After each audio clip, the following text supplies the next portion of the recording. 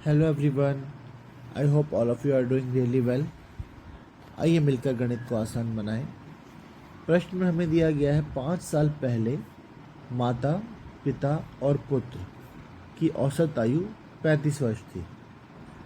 और फिर दूसरी कंडीशन है 3 वर्ष पहले माता पिता की जो आयु है, औसत आयु, वो 46 वर्ष थी। तो हमसे पुत्र की वर्तमान आयु पूछी गई है।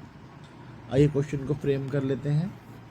तो 3 वर्ष पहले की जो माता पिता की औसत आयु है उसको लिख लेते हैं माता पिता। इनकी 3 वर्ष पहले जो औसत आयु थी 46 थी। तो अब 3 वर्ष बाद यानी वर्तमान में इनकी जो औसत आयु है वो हो जाएगी 49। अब इनका एक सन है और इन तीनों की जो औसत आयु है माता, पिता और सन यानी पुत्र की हमें दी गई है 5 साल पहले की। 5 साल पहले की औसत आयु है 35 5 साल पहले है। तो आज इनकी जो औसत आयु होगी वो 40 हो जाएगी। अब इस 49 को हमें इस 40 के रिस्पेक्ट में देखना है कि ये इससे कितना कम या ज़्यादा है। तो ये 49 जो है ये 40 से 9 ज़्यादा है और ये 2 लोगों का है। तो 9 दूनी 18। अब एवरेज को यहाँ पर इस डाटा को 0 करना है तो यहाँ 18 है। तो जो सन है उसकी आयु में 18 माइनस हो जाएगा तो यहाँ पे आ जाएगा 0। अब ये जो -18 है इसको पुत्र की आयु निकालने के लिए 40 में से हम माइनस करेंगे जो कि एवरेज एज थी। तो 40 में से 18 घटाने पर हमारे पास आ जाता है 22 साल, 22 ईयर, यानी कि option B is our correct answer. आइए इस क्वेश्चन को डिटेल में भी समझ लेते हैं। 5 साल पहले की माता, पिता और पुत्र की औसत आयु है 35।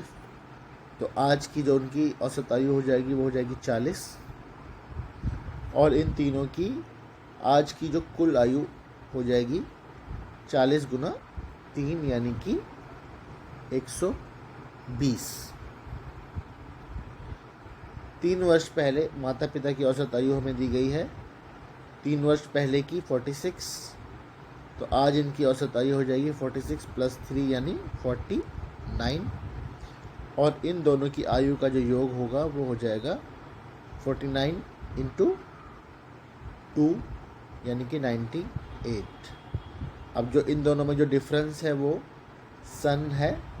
तो 120 में से जब हम 98 को घटाएंगे तो हमारे पास आता है 22 ईयर, जो कि एज है पुत्र की, वर्तमान आयु, ऑप्शन बी।